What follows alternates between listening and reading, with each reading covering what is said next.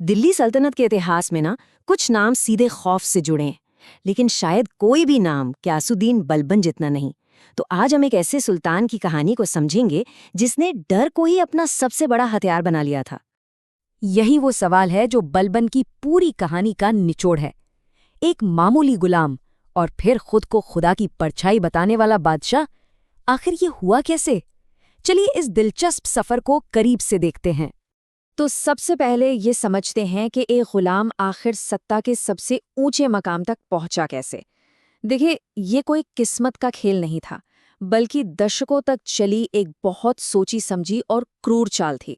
ये कोई रातों रात मिली हुई ताकत नहीं थी। कहानी शुरू होती है एक गुलाम के तौर पर खरीदे जाने से। वहां से बलबन ने धीरे धीरे अपनी जगह बनाई। पहले वो इल्तुतमिश के 40 सबसे भरोसेमंद सरदारों के गुट में शामिल हुआ, फिर प्रधानमंत्री बनकर पर्दे के पीछे से पूरी हुकूमत चलाई और आखिर में सही मौका देखकर खुद सुल्तान बन बैठा। सुल्तान बनने के बाद बलबन को एक चीज की सख्त जरूरत थी, अपनी सत्ता को जायज ठहराने के लिए एक दमदार विचारधारा। और उसने जो रास्ता चुना वो उसके शासन की तरह ही बिल्कुल निरंकुश और डरावना था। ये था उसके शासन का सबसे बड़ा आधार, जिल्ले इलाही। मतलब वो सिर्फ एक राजा नहीं है, बल्कि इस धरती पर ईश्वर की परछाई है। इसका सीधा मतलब ये था कि उसके फैसले इंसानी कानूनों से बहुत ऊपर थे, क्योंकि वो तो सीधे सीधे ईश्वर की मर्जी पूरी कर रहा था। और जिल्ले इलाही को और पक्का करने के लिए उसने न्यामत खुदाई का सिद्धांत दिया। इसका मतलब था कि वो सिर्फ ईश्वर की छाया ही नहीं, बल्कि उसका प्रतिनिधि भी है। अब सोचिए, अगर कोई उसकी क्रूरता पर सवाल भी उठाता तो बलबन का जवाब तैयार था, इसमें मेरी कोई गलती नहीं, ये तो ईश्वर की इच्छा है। अपनी इस नई दैवीय इमेज को मजबूत करने के लिए उसने अपनी पूरी पहचान ही बदल दी। अपने गुलाम होने के अतीत को पूरी तरह से मिटा दिया और खुद को ईरान के एक महान पौराणिक नायक अफरसियाब का वंशज घोषित कर दिया। संदेश बिल्कुल साफ था, उसे किसी सरदार ने नहीं चुना, बल्कि खुद ईश्वर ने इस काम के लिए भेजा है। तो ये तो हुई थ्योरी की बात। अब देखते हैं कि बलबन ने अपनी इस सोच को जमीन पर कैसे उतारा और डर का एक ऐसा साम्राज्य खड़ा किया जिसने हर किसी को घुटनों पर ला दिया। बलबन की सबसे मशहूर और खतरनाक नीति थी लौह एवं रक्त नीति। इसका मतलब बहुत सीधा था, सल्तनत के दुश्मनों के लिए कोई रहम नहीं, चाहे वो अंदर का विद्रोही हो या बाहर का हमलावर। जो भी सिर उठाएगा उसे बेरहमी से कुचल दिया जाएगा। उसने डर को एक सिस्टम में बदल दिया था। दरबार में हर किसी को सिजदा और पायबौज करना पड़ता था, मतलब घुटनों के बल झुककर उसके पैर चूमना। उसने अपने पुराने साथी 40 दल को ही जड़ से खत्म कर दिया, क्योंकि वो जानता था कि असली खतरा वहीं से आ सकता है। जासूसों का ऐसा जाल बिछाया कि कोई पत्ता भी उसकी मर्जी के बिना नहीं हिलता था। और दरबार में वो कभी मुस्कुराया तक नहीं। उसका आदेश था, ना मैं हंसूंगा और ना मेरे सामने कोई हंसेगा। जरा इस बात से उसकी सोच का अंदाजा लगाइए। वो मानता था कि शासन करने का अधिकार सिर्फ और सिर्फ ऊंचे कुल में पैदा हुए लोगों को है। आम लोगों से तो उसे सख्त नफरत थी।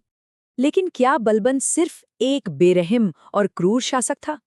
यहीं पर कहानी और भी ज्यादा उलझ जाती है, क्योंकि उसका जो चेहरा दुनिया देखती थी और जो वो असल में अकेले में था, उसमें जमीन आसमान का फर्क था। ये फर्क सच में हैरान करने वाला है। सोचिए, जब भरे दरबार में उसे अपने सबसे प्यारे बेटे की मौत की खबर मिली तो उसके चेहरे पर एक शिकन तक नहीं आई। वो पत्थर की मूरत बना बैठा रहा। लेकिन रात में अपने कमरे में अकेले वो ही सुल्तान फूट फूट कर रोया। दुनिया के लिए वो एक पत्थरदिल बादशाह था, पर अकेले में एक टूटा हुआ बाप। लेकिन उसके अंदर की ये निजी भावनाएं कभी भी उसके फैसलों के आड़े नहीं आईं, खासकर तब जब उसकी सत्ता को किसी ने चुनौती दी। और उसकी क्रूरता का सबसे भयानक रूप तब देखने को मिला जब बंगाल के गवर्नर तुगरिल बेग ने बगावत कर दी। तुगरल बेग ने एक बहुत बड़ी गलती कर दी थी। उसने सोचा कि 80 साल का बूढ़ा बलबन अब दिल्ली से बंगाल तक आने की हिम्मत नहीं करेगा।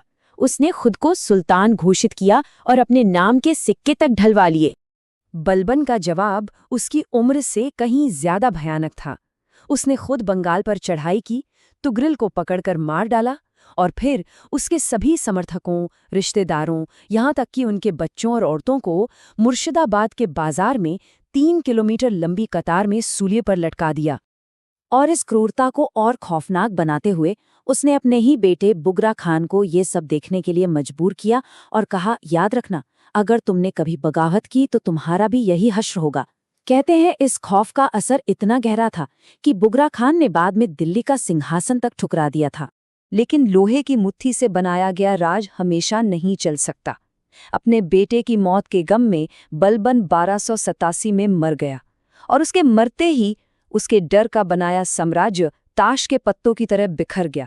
सिर्फ 3 साल के अंदर खिलजियों ने उसके वंश को खत्म कर दिया। तो यहाँ से सबसे अहम बात जो सामने आती है वो ये है, बलबन ने एक मजबूत सल्तनत तो बनाई, लेकिन उसकी पूरी नींव रेत पर थी, यानी कि सिर्फ एक इंसान का डर। और जैसे ही वो इंसान गया, वो नींव ढह गई। बलबन की कहानी आखिर में हमें सत्ता और विरासत के बारे में एक बहुत जरूरी सवाल के साथ छोड़ जाती है। ये सोचने पर मजबूर करती है कि क्या डर के दम पर बनाया गया कोई भी ढांचा क्या कभी भी लंबे समय तक कायम रह सकता है।